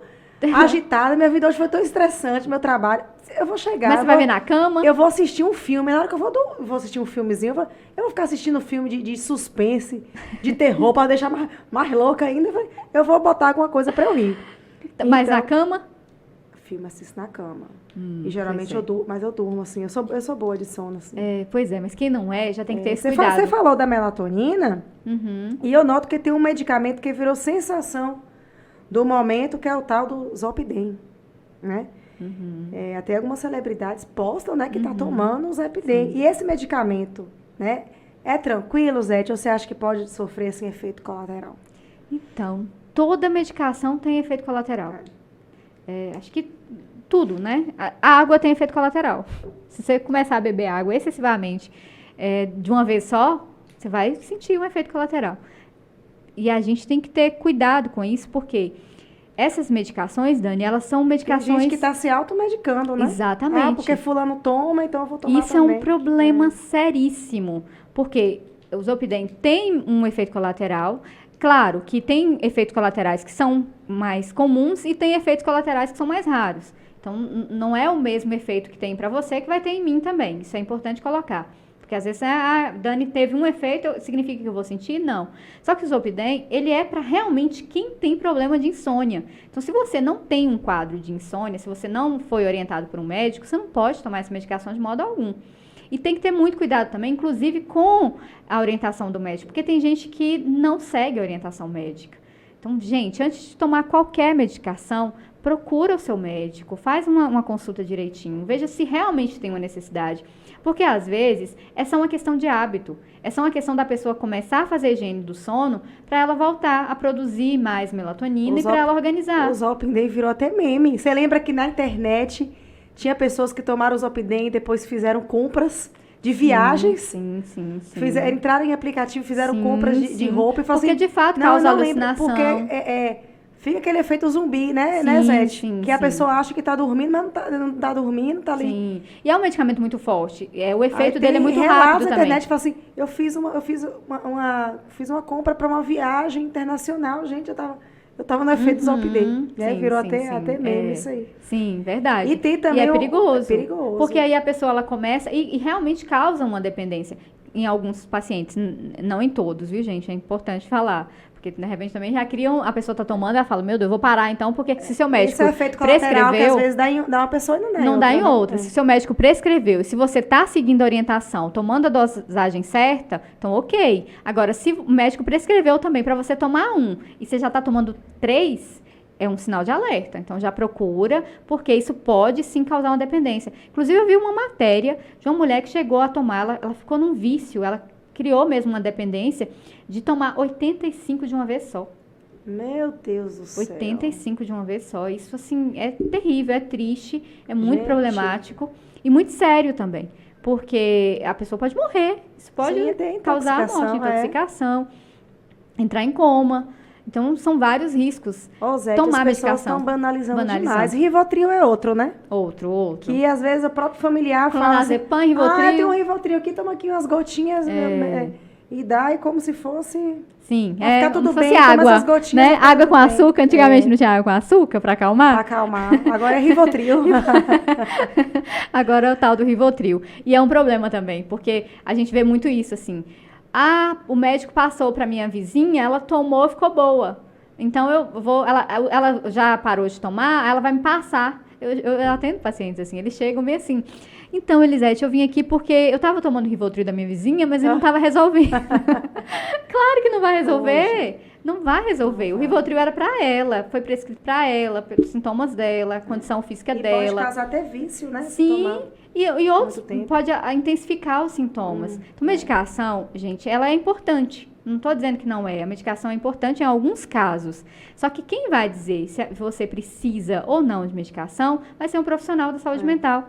Então, se você faz terapia e o psicólogo te encaminhou para o psiquiatra, é porque ele percebe que tem uma necessidade de medicação. E o psiquiatra vai prescrever a medicação correta, adequada para o seu caso, para o seu porte físico, né, para a sua condição física. Ele vai analisar tudo isso, ele não vai passar qualquer medicação para você. Né, uma medicação muito forte para alguém que não tem condições, que não está no momento ali alimentando direito. Então, envolvem inúmeros fatores e só um profissional vai avaliar. Então, nem pense em tomar medicação por conta própria. Essa coisa da automedicação é perigosa demais, é arriscado demais. Pode intensificar sintomas, pode causar outros problemas mais graves. E, além do mais, Dani, não resolve você tomar a medicação dessa forma, né, na sua cabeça. Isso não vai resolver nada, só vai piorar o caso, só vai piorar, vai agravar. Sim, Então, tenha muito cuidado. Eu acho que é, assim, um assunto muito sério, e a gente está vendo essas notícias assim, e tem gente que, né, vai levando mesmo na brincadeira, eu preciso de um remédio desse, porque eu preciso relaxar, umas gotinhas de Rivotril aqui para eu acalmar e pronto, né, e isso da medicação exagerada, isso pode ser um problema também, porque às vezes as pessoas, elas não querem sentir nada, elas querem ficar assim dopadas, elas não querem sentir tristeza, elas não querem sentir medo, elas não querem sentir a dor. E isso faz parte da vida. Não tem como a gente ficar medicando a vida o tempo todo, né? A vida é assim, a vida tem dor, a vida tem perda. Então tem gente que perde alguém e quer ficar dopado, porque não quer sentir a dor do luto. E é importante que você viva as fases do luto, que você consiga passar por aquele processo, que você consiga entender o que ficou de você depois que o outro foi. Você passou por uma situação de separação. Precisa entender todas as etapas desse processo e vivenciar isso. A vida é isso mesmo, é dor e delícia. Né? Tem dias que são ruins mesmo, tudo bem. Toma um banho quente. Se eu chorei, se eu sorri, é importante que emoções eu vivi. Exatamente. Gente, quanta informação nesse podcast. Eu quero que vocês, gente, compartilhem aí o meu canal, né, com seus familiares, seus amigos. Elisete, foi sensacional o nosso bate-papo aqui. Infelizmente, ele está chegando ao fim, mas eu quero que você volte aqui, até porque a gente está entrando no Setembro Amarelo. A gente tem que falar ainda sobre depressão, né, sobre a importância dessa campanha, que eu sei que você também trabalha ativamente nela no mês de setembro. Promete que você vai voltar? Prometo. O mais rápido possível para a gente falar sobre isso? Sim, com certeza. Bem rapidinho. Bem Muito rapidinho, se Deus obrigada. quiser. Muito obrigada. Eu queria ficar mais tempo aqui, né? Falando que o Passou bate-papo tá muito rápido, gostoso. muito. Muito E rápido. olha que Já assim, tem a uma gente tá hora aí. falando. Quanto tempo tem, Hamilton? 1h30 já Uau! de Nossa! gravação aqui, de podcast. Nossa. Que foi sensacional. Nossa, Dani, obrigada. Obrigada pelo convite. Eu que pela agradeço. oportunidade, pelo espaço. Eu que agradeço, foi E olha que maravilhoso. assim, falar desses temas é um pouco tenso, né? Porque falar de saúde mental e falar de algumas patologias, a gente acaba ficando um pouquinho mais tenso, mas foi uma conversa tão agradável. Muito agradável, Que tranquilo, fluiu. foi leve. E acho que Muito é leve. isso, a proposta é essa, é a gente poder debater saúde mental com leveza, falar do que precisa, falar de assunto sério também, mas com leveza. Foi muito importante esse podcast, o episódio bom. 2. Que bom. Vai estar no ar. Que ótimo. Obrigada, viu, Eu Zete? agradeço, eu que Ave Maria, agradeço. Você é maravilhosa. Eu que agradeço Essa a menininha. oportunidade.